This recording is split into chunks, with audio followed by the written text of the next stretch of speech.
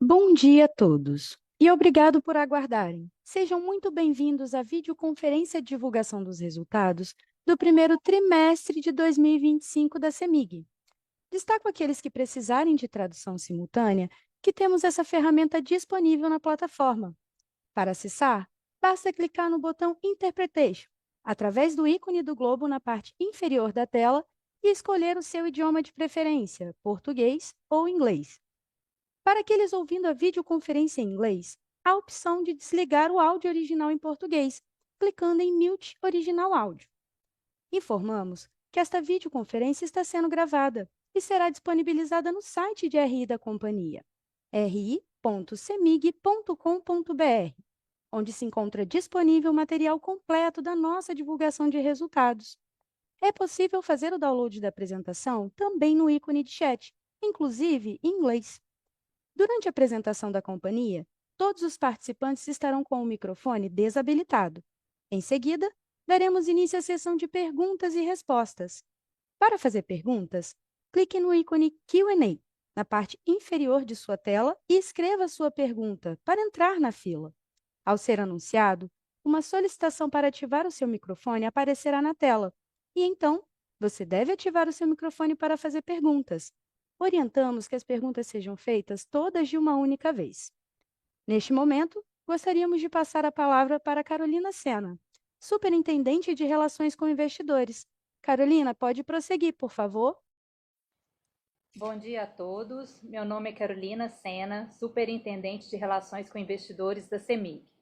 Iniciamos a transmissão da divulgação dos resultados financeiros referentes ao primeiro trimestre de 2025, que conta com a presença de Reinaldo Passanezi Filho, presidente, Andréia Marques de Almeida, vice-presidente de Finanças e de Relações com Investidores, Cristiana Maria Fortini Pinto e Silva, vice-presidente jurídico, Marco da Camino Ancona Lopes Soligo, vice-presidente de Geração e Transmissão, Sérgio Lopes Cabral, vice-presidente de Comercialização, Marney Tadeu Antunes, vice-presidente de Distribuição, e Luiz Cláudio Correia Villani, vice-presidente da Informação.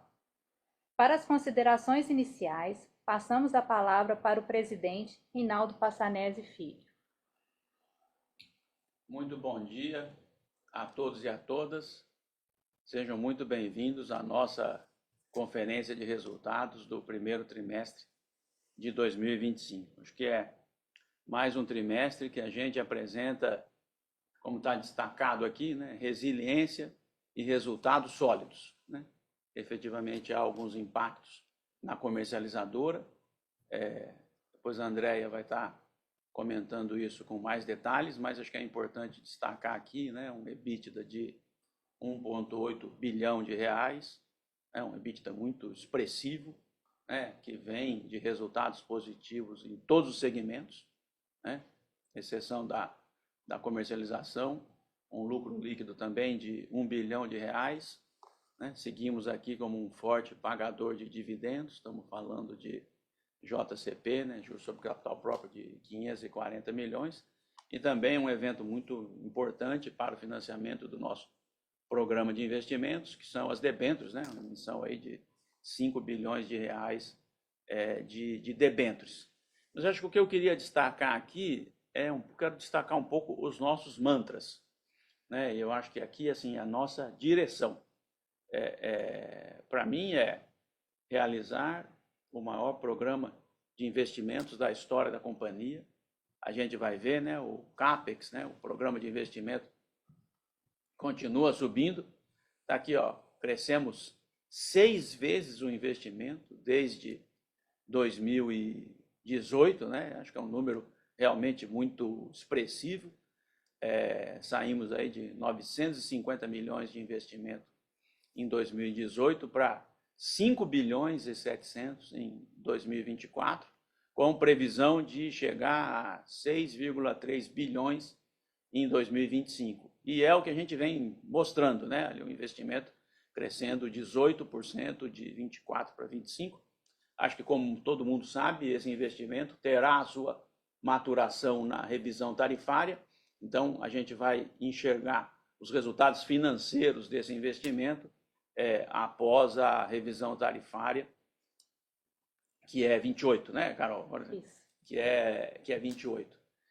E acho que é muito importante entender a característica desse investimento, né? Esse investimento é, na sua maior parte, mais de 75%, em infraestrutura, em rede, né? Nós estamos falando de investimento na distribuição, na transmissão e também em gás. Tudo isso é construção de rede. E esse é um tema que eu tenho visto muito, né? Acho que quem acompanha aí transição energética tem visto o quanto que o investimento em rede é fundamental para o sucesso da transição energética, né? Hoje, mais de 1/3 do investimento em transição energética é investimento em rede, né? E eu acho que é isso que a gente está colocando aqui, né? 75% do nosso investimento é um investimento em rede, é um investimento em infraestrutura. Como os senhores e as senhoras sabem, é um investimento regulado, né, com rentabilidade garantida. Então, acho que isso dá muita estabilidade para a companhia. O segundo mantra muito importante é o tema da eficiência. Então, aqui também, né, assim, o nosso primeiro mantra é focar em Minas e vencer. Acho que tudo isso é muito importante. Esse investimento é um investimento em áreas que nós conhecemos, né, em setores que nós conhecemos e setores que são regulados, que têm estabilidade de resultado e rentabilidade assegurada. O segundo é eficiência. Então, seguimos, né, dentro dos parâmetros regulatórios, garantindo geração de caixa. Então, nós estamos dentro das perdas regulatórias, estamos dentro das despesas regulatórias, né, do que a gente chama de PMSO regulatório. Então, tudo isso significa que daquilo que está na tarifa, né, nós estamos dentro das despesas e temos a capacidade de fazer a geração de caixa para poder financiar todo esse plano de investimentos, né? Não estamos consumindo o caixa com despesas regulatórias ou perdas regulatórias ou perdas acima das métricas regulatórias. Então, para mim é isso. O primeiro mantra é focar em Minas e vencer, seguir esse programa de investimento. É muito importante dizer que esse programa de investimento está basicamente todo já contratado. Então, além de ser em setores regulados, assim, de fato, nós podemos dizer que temos muito a seguir esse processo de crescimento, porque hoje está contratado. A gente sabe quando demora para engatar, né? Mas esse investimento está engatado e está contratado. O segundo é o tema da eficiência. Esse é um mantra nosso, seguiremos sempre nos objetivos. Qualquer orçamento seguramente está dentro das métricas regulatórias de despesa e de perdas. Estamos trabalhando uma reestruturação organizacional, também dentro do objetivo de buscar mais eficiência e aí de estar mais próximo do cliente. Talvez esse seja o terceiro tema, que é o tema de trabalhar a eficiência e estar mais próximo do cliente e melhorar os resultados, todas as métricas de resultado de DEC, FEC, tudo que é resultado com o cliente, que é a regionalização da distribuição. Acho que esse aqui é um tema muito importante. A gente tinha uma empresa que estava com todas as decisões muito centralizadas e hoje nós criamos 6 superintendências regionais, né, e 17 gerências regionais aí para média e baixa tensão. Então, acho que esse é um ponto importante. Estamos falando de Uberlândia, Montes Claros, Governador Valadares, Juiz de Fora, Pouso Alegre e, óbvio, a região metropolitana, né? Belo Horizonte. Então, aquilo que era todo centralizado em Belo Horizonte, hoje nós temos efetivamente 6 superintendências regionais. Cada uma dessas superintendências aqui é maior do que muitas outras concessões, né? Dado aí o tamanho do Estado. E eu acho que isso aqui tem esse objetivo da gente estar mais próximo do cliente, da gente enxergar efetivamente quais são os desafios das várias regionais ou das várias áreas do Estado e também de buscar mais eficiência, porque essa proximidade permite a gente enxergar situações eventuais de otimização. A gente já está percebendo isso, o quanto que essas regionais, os novos regionais, parabenizo aí a todos que assumiram essas funções recentes, o Marney também, vice-presidente de distribuição, pode comentar, mas a gente também vê um claro objetivo de maior integração das áreas, de maior eficiência, de otimização de espaços físicos, né? Ou seja, também em busca de mais eficiência. E temos aqui também o CEMIG Agro, acho que aqui é um tema muito importante, que junta com o tema do investimento, né? O agronegócio é, sem dúvida nenhuma, um dos grandes vetores de crescimento da economia de Minas, e para nós é muito importante trabalhar no sentido de ser indutor do desenvolvimento do agronegócio com os investimentos, que é o que a gente chama de Minas trifásico, e também com uma operação mais eficiente, uma melhora na qualidade do serviço, com uma maior agilidade no atendimento, e essa agilidade no atendimento é que a gente está colocando aqui com esse reforço de equipes, né?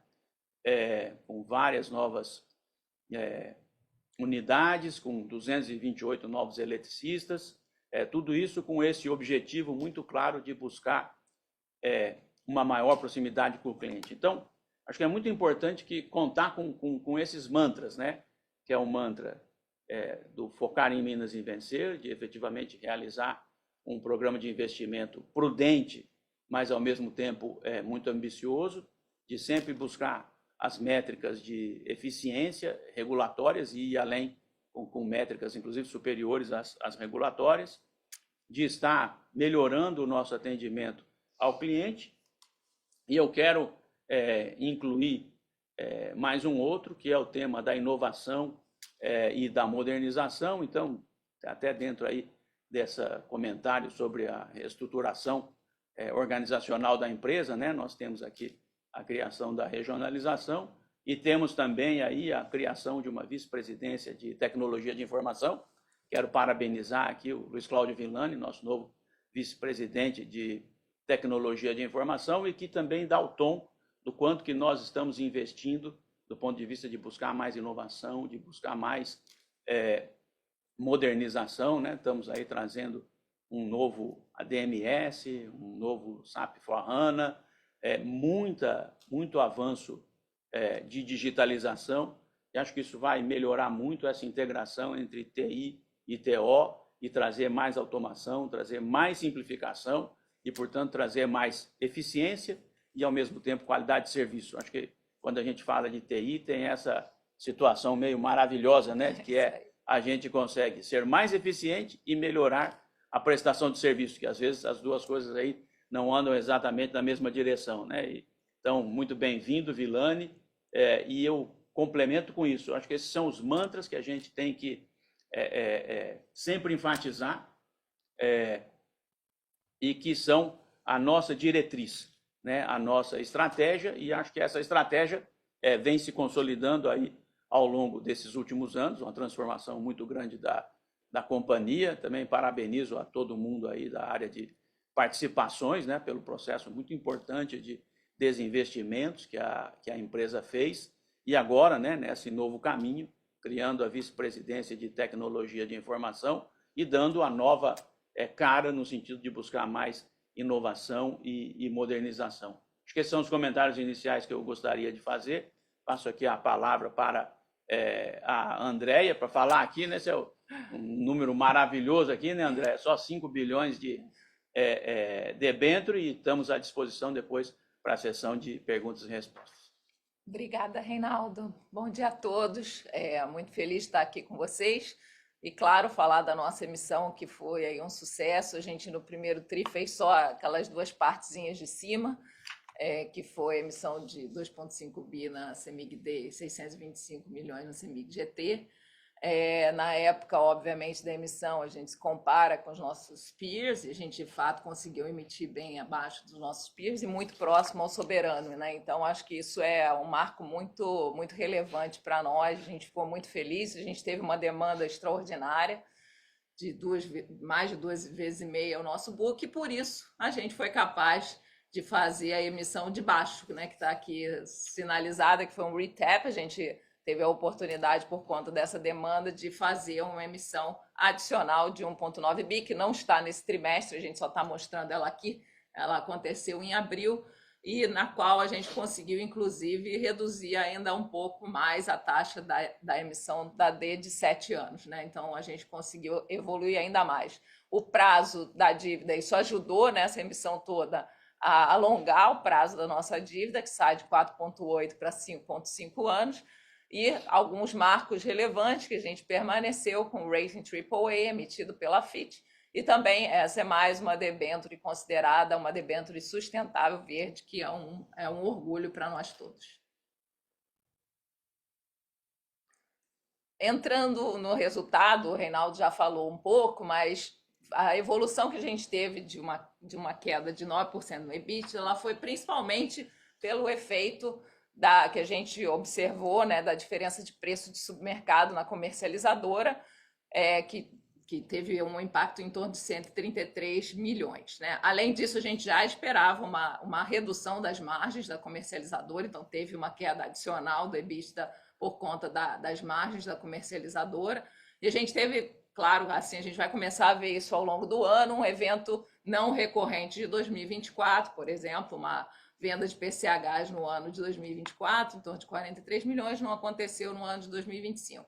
Do lado positivo, acho que esse bem relevante também dentro da eficiência, que o Reinaldo muito comentou aqui, que é um pilar muito importante para a gente migrou, a gente ofereceu para os nossos empregados a oportunidade de migrar do plano PSI, que é o plano que garante, né, que a gente vem trabalhando, né, a mudança que garante que a CEMIG permaneça pagando até a aposentadoria, a migração para o plano Premium, que não tem esse compromisso, e a gente conseguiu a migração de 1.000 colaboradores nesse período, e com isso a gente teve uma redução de torno de 28 milhões.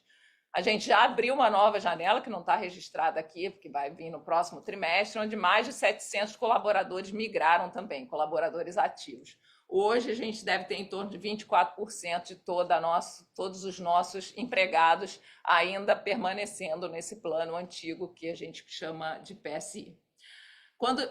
Desculpa, Carol. Quando a gente vai para o lucro líquido, na verdade, a gente teve também alguns efeitos de equivalência patrimonial, como, por exemplo, Belo Monte, ou Aliança, que estava no ano passado e não está mais esse ano, e Belo Monte, que teve também efeitos semelhantes de impacto de submercado. Então, a gente também, e é um aumento de despesas financeiras, a gente, claro, teve na D um aumento da dívida positivo, porque a gente tomou recursos muito, vamos dizer assim, comparativamente nossos peers em custos bem competitivos, e a gente tem um aumento de despesa financeira por conta disso. Aqui a gente dando vamos dizer assim, um zoom na exposição de submercado, que a gente comentou, já havia comentado com vocês no trimestre passado, e a gente vê que a gente começa o ano sem nenhuma diferença de preço, em torno de 0. A gente vai para fevereiro e tem uma diferença de 35, e aí março, quando a gente teve de fato um momento de hidrológico mais difícil, né? A gente teve um momento mais seco, né? Menos chuva, a gente vê um descasamento aí muito forte do preço. Então a gente viu que o preço foi a 272, a diferença de preço de submercado, né, já nesse novo modelo, que tem uma volatilidade maior, então a gente percebeu isso na prática e foi efetivamente isso que gerou esse impacto maior. Se a gente olhar agora para abril, essa diferença de preço já cedeu, já está em torno de R$120, então já tem que a gente já está vendo essa diferença, de certa forma, reduzir aí claro, com a melhoria da parte hidrológica. Quando a gente olha para as nossas despesas gerenciáveis, o ponto mais relevante aqui, obviamente, foi o que eu já comentei, que foi a reversão da provisão do pós-emprego, que é super importante, de novo, trabalhando a eficiência que o Reinaldo comentou muito aqui. O aumento de pessoal normal, né, reposição salarial anual usual, e a gente também teve uma redução de despesas pequena ali, mas também colaborando para a redução das despesas gerenciáveis aí no primeiro tri. Aqui é a fotografia da nossa dívida, agora 100% uma dívida em reais de 15 bilhões. com prazo médio de 5,5 e uma alavancagem de 1,4. A gente, de novo, né, reforçando aqui o sucesso da emissão da debenture, de novo, o nosso rating pela Fitch é AAA, a gente tem rating, né, corporativo por mais 2 agências, que é AA+, mas, de novo, temos uma situação muito tranquila, muito confortável aí para continuar investindo, fazendo esse programa de investimento que o Reinaldo mencionou, tão importante para o crescimento da CEMIG, e com certeza manter aí uma tranquilidade na nossa alavancagem ao longo do caminho. Que o nosso fluxo de caixa, a gente fechou 2024 com 2,3 bi, mais ou menos, geramos, né, nosso fluxo de caixa operacional 1,5, temos aí um pouco de CVA, do lado de geração mais 3 bi, que foi aquela parte da debênture que a gente tomou no primeiro trimestre, e do lado de saídas de caixa, o pagamento de empréstimos e financiamentos, 300 milhões, atividade de investimento, que é bem forte, como vocês viram, 1,2 bi, e a gente tem uma das debêntures que a gente emitiu no passado, que a gente já tem que separar os recursos para ela, 500 milhões já separados aí para pagar a debênture, fechando o caixa com 4,7 bilhões. Quando a gente olha para as empresas, a gente tem, então, como a gente falou, o maior impacto foi na comercializadora, a D teve um aumento de tarifa que colaborou, e do lado também, vamos dizer assim, também ajudou, é claro, essa migração das pessoas do pós-emprego reduziu aí também o impacto, ou seja, melhorou o EBITDA da D. Né? No lucro líquido, a gente teve aí um efeito da dívida, né? A D tomou a boa parte dessa dívida, que obviamente teve um impacto aí maior de despesa financeira, quando a gente compara o IPCA de um ano contra o outro, IPCA um pouquinho maior. Mas, de novo, os indicadores todos dentro, acho que é importante na D, como o Reinaldo falou, a gente tem indicadores operacionais todos dentro do limite regulatório, e continuamos tendo reduções, por exemplo, do DEC percebido, quando a gente olha a janela de 12 meses, em torno de 3 horas, que são bem relevantes. No mercado de energia, a gente teve 0,3% de queda no mercado faturado de transporte. Se a gente olhar ali para o lado direito, né, as principais quedas no rural, principalmente porque a gente teve muita chuva. No comercial, a gente continua vendo migração para GD. Obviamente, também temos migração para o mercado livre, né? Tanto que a gente vê a energia transportada aí evoluindo. Então, basicamente, esses são os clientes do mercado livre que evoluem. E no residencial, a gente teve um pequeno aumento de clientes entrando aí no residencial. As perdas regulatórias enquadradas, como a gente comentou antes, importante só reforçar que a gente continua fazendo um trabalho super relevante, né? Que são as inspeções, super importantes, substituição, obviamente, dos equipamentos, que obsoletos por novos, e medidores inteligentes, que também são parte do nosso investimento importante aí que a gente tem pela frente.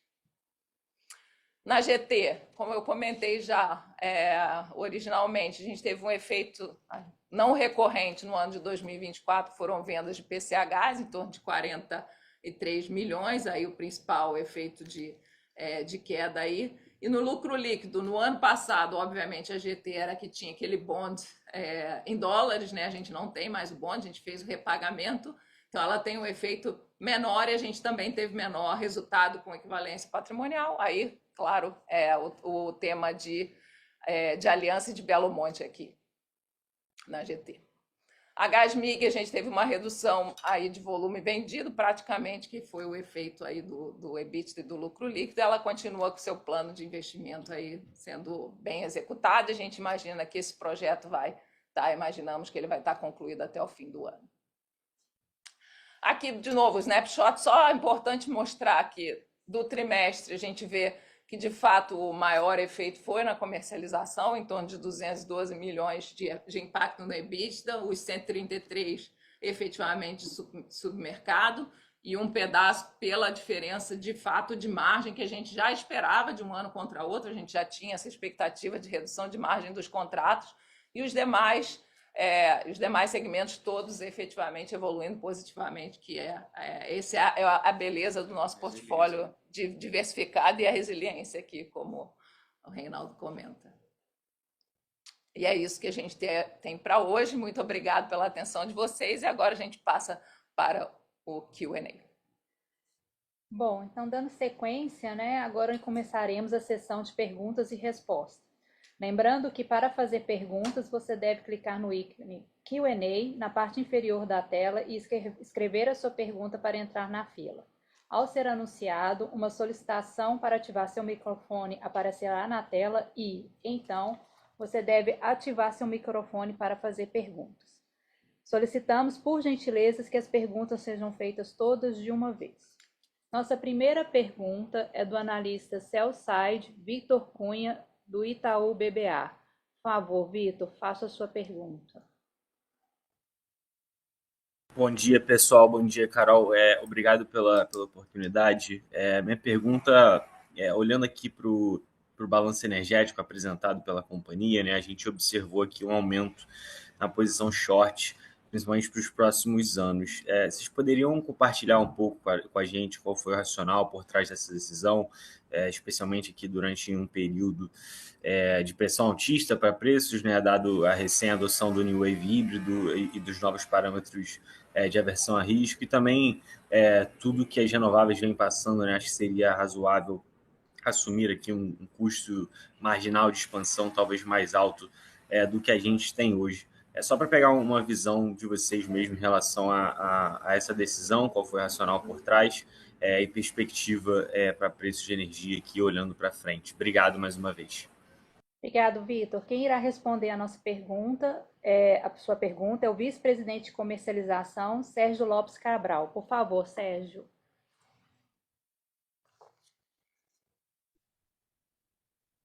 Bom dia a todos. Bom dia, Vitor. Obrigado pela pergunta. Na verdade, a gente, né, não aumentou, né? A gente tem uma exposição ainda short esse ano, muito pelas entregas ainda não realizadas pela Gold, né? Pela exposição que a gente tem com a Gold. 2026 e 2027, a gente mantém uma posição ainda muito pequena, short, né? E a gente deve levar ela um pouco mais à frente, aí olhando a variação dos preços. A gente está olhando já aí uma estabilização de preço, né? E um encerramento, como disse aí um pouco a Andrea, né?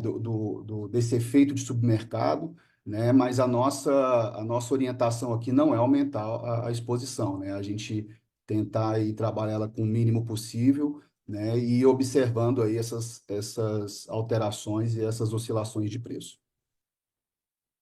Obrigada, Sérgio. Vitor, tem mais Perfeito, alguma? super claro. Não, super claro, obrigado. Obrigado, Sérgio. Dando sequência, a nossa próxima pergunta vem da analista sell-side do Banco Safra, Maria Carolina Carneiro. Pode passar para mim.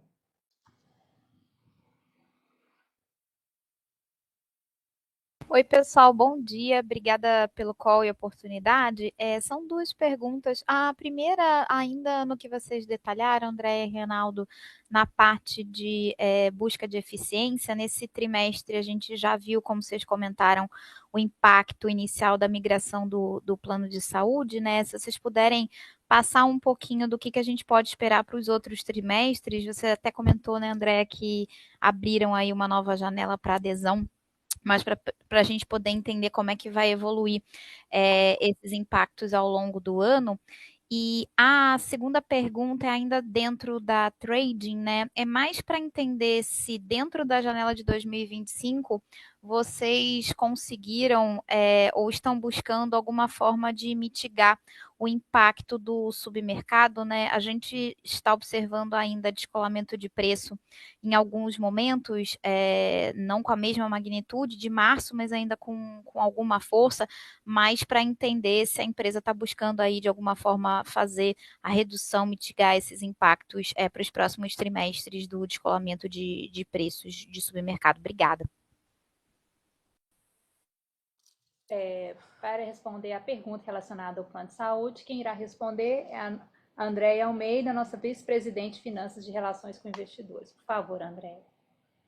Bom, muito obrigada pela pergunta. Então, assim, nesse próximo, o que a gente pode esperar no próximo trimestre da migração, definitivamente a gente teve 700 empregados migrando, a gente vai ter um valor efetivamente que a gente provavelmente vai reduzir pela reversão da provisão, mas esse valor não é tão significativo como a gente viu, migraram 1.000, a gente teve 28 milhões de reversão.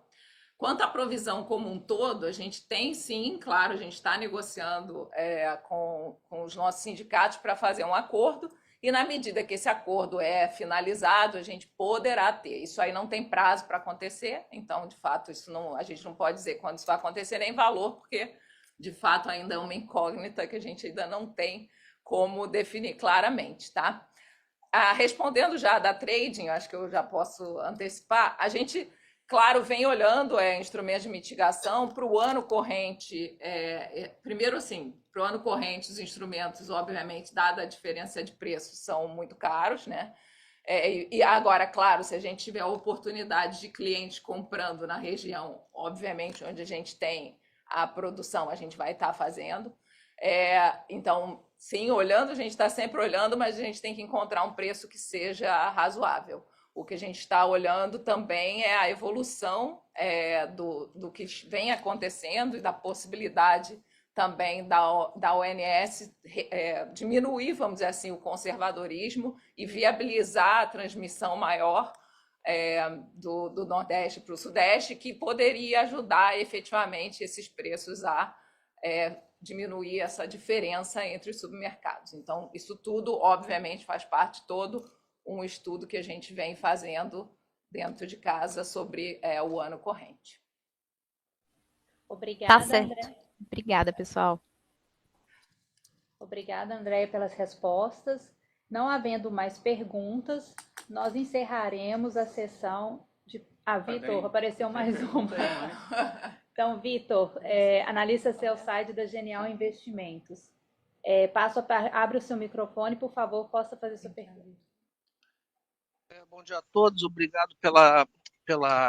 Fique tranquilo, dá um prazo. Não precisa fechar, entendeu? Assim, alguém quer fazer mais perguntas? Vamos lá, Vitor, por favor. A minha pergunta bem, retornou à mídia essa questão do uso da CEMIG em relação ao Propag, né? Isso vem, claro, desde muito tempo em relação do governador Romeu Zema. Eu queria entender se existe alguma novidade desse ponto em relação a tudo que já foi discutido anteriormente. Assim, existe algum prazo de tramitação na Assembleia Legislativa de Minas Gerais? Porque fica assim muito um sentimento de bota casaco, tira casaco, e a gente sempre fica um pouco perdido em relação a eventuais novidades em relação àquilo que já foi discutido. Eu queria ouvir de vocês aí o que a gente pode esperar dessa vez. Bom, eu passo a palavra para o nosso presidente Reinaldo para responder sua pergunta, Vitor. Vitor, acho que a questão aqui é a mesma, né? O governo acabou de mandar um projeto para tratar do Propag, e nesse projeto para tratar do Propag, ele incluiu determinados ativos. Dentre esses ativos está a CEMIG, tá certo? A CEMIG, que como está aqui na sua pergunta, está também a Copasa, tem vários outros ativos. Então, esse assunto ganha relevância na Assembleia Legislativa de Minas. E agora tem que ser discutido na Assembleia Legislativa de Minas. Então, acho que é exatamente isso, tá certo? A novidade é essa, vamos dizer, priorização desse assunto para discussão na Assembleia de Minas. Obrigada. Tá ótimo, muito obrigado. Obrigada. Nossa próxima pergunta vem do analista buy-side da Trígono, Xin Lai. Por favor, Xin, abra seu microfone e faça sua pergunta. Alô?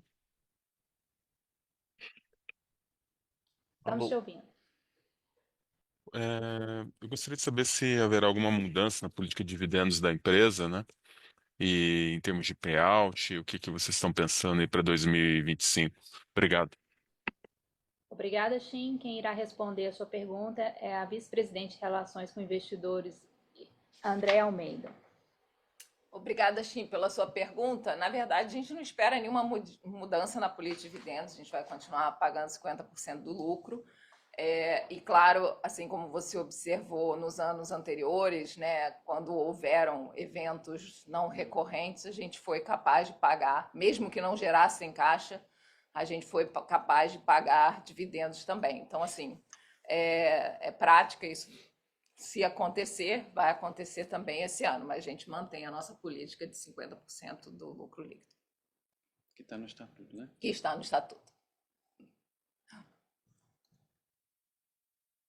Obrigada, Andréia. Nossa próxima pergunta vem da analista site do HSBC, Liliane Yang. Por favor, Liliane, proceda com sua pergunta. Olá, obrigada pela oportunidade. Na verdade, queria que vocês comentassem para a gente sobre a estrutura de capital. Está um pouco relacionado ao que vocês já falaram, que a Andrea já comentou sobre os dividendos. Mas queria ver como que vocês estão olhando a estrutura de endividamento e capital, porque algumas empresas do setor elas estão indicando que elas devem ser um pouco mais conservadoras, dada a volatilidade de preços, né, no mercado de energia. Obrigada. Obrigada. Eu passo a palavra para a nossa vice-presidente de Finanças, Andréa Almeida.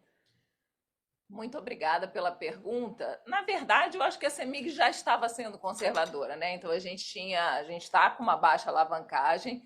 A gente sabe que a alavancagem ao longo do período de investimentos ela iria alcançar em torno de 2,5, 2,5 vezes o dívida líquida EBITDA, né? Ao longo do caminho até 2027. Em 2028 nós temos a revisão tarifária da D, que leva a gente para um outro patamar, então, tranquilo, a nossa alavancagem volta a ceder. Então, a gente acredita que a gente tem espaço para dosar efetivamente essa volatilidade adicional que a gente está vivenciando efetivamente agora de preço.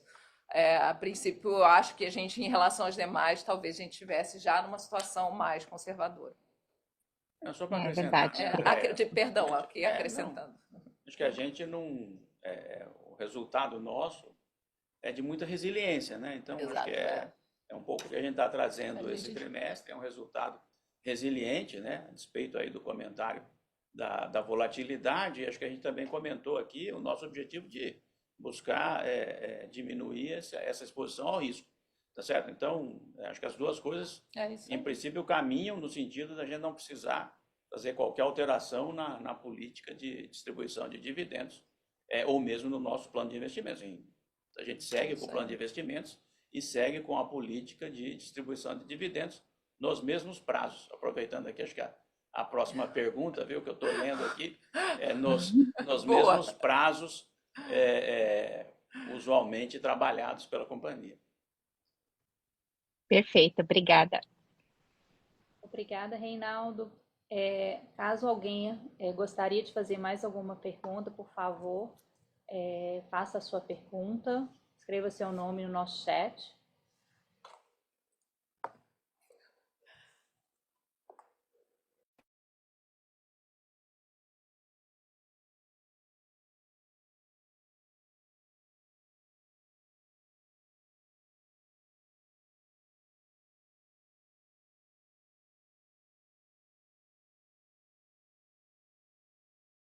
Bom, não havendo mais perguntas, encerramos a sessão de perguntas e respostas e gostaríamos de agradecer a todos pela participação do call de resultados do primeiro trimestre de 2025 da CEMIG.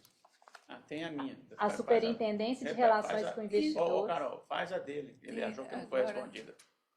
Antônio Alex. Vixe, Maria, pede desculpa.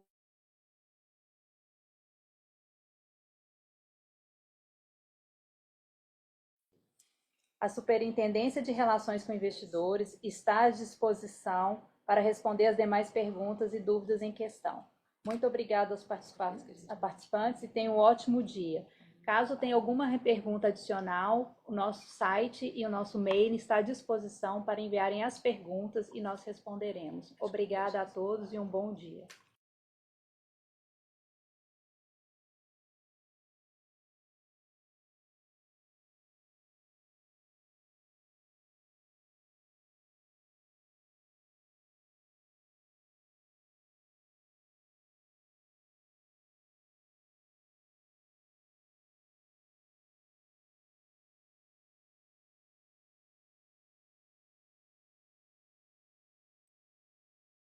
A videoconferência de resultados referentes ao primeiro trimestre de 2025 da CEMIG está encerrada.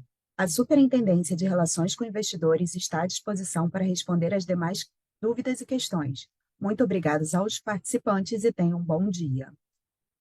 É muito importante vocês se inscreverem no canal, porque ele representa a nossa voz, tá entendendo? Nós não temos uma didática tão fundamental e tão objetiva como tem aí o canal. E o canal ele é um órgão de divulgação que procura não adivinhar, mas transmitir aquilo que realmente é importante que os senhores saibam para se conduzirem de uma forma positiva no mercado de valores.